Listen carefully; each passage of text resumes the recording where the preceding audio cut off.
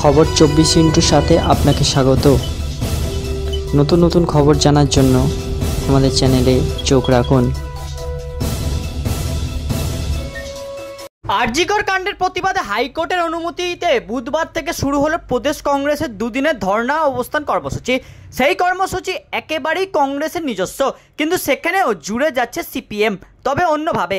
ধর্ণা অবস্থানে সাধারণত সারাক্ষণ বক্তব্য হয় না, মাঝে মাঝে সাংস্কৃতিক কর্মসূচিও চলে। সব দলের ক্ষেত্রেই মোটামুটি এটি রেওয়াজ।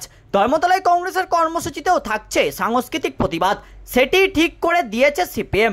এই প্রসঙ্গ তুলে প্রশ্ন করা হলে প্রদেশ কংগ্রেসের অন্যতম সম্পাদক তথা মুখপাত্র সুমন রায়চৌধুরী বলেন, আমরা সিপিএমের জেলা সম্পাদক কল্লোল মজুমদারকে বলেছিলাম একটি সাংস্কৃতিক দলকে আনবার বন্দোবস্ত করতে, তিনি সেটাই করেছেন। জানা গিয়েছে বারুইপুরের একটি বাম মনোভাবপন্ন সাংস্কৃতিক গোষ্ঠী কংগ্রেসের কর্মসূচিতে অনুষ্ঠান করবে বুধবার বিকেলে।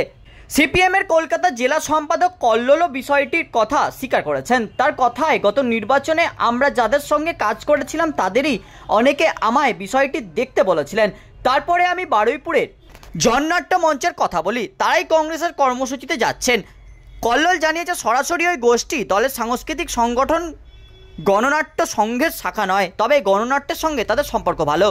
মধ্য কলকাতা জেলা কংগ্রেসের উদ্যোগে এই কর্মসূচি শুরু হয়েছে বুধবার দুপুর 1টা থেকে। প্রদেশ কংগ্রেস সভাপতি পদে শুভঙ্কর সরকার দায়িত্ব পাওয়ার পরেই এটি তার প্রথম প্রকাশ্য কর্মসূচি।